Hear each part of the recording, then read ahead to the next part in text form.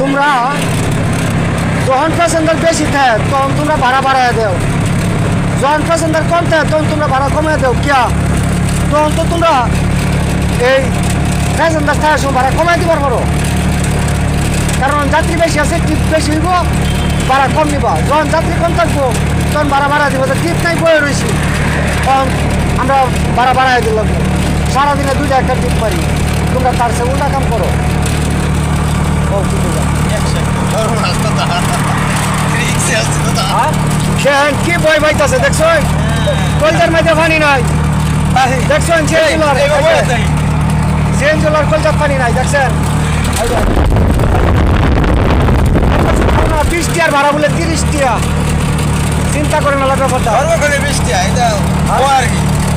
এটা ড্রাইভারের মনের কথা, সর্বক্ষণই 20 টিয়া, 30 টিয়া।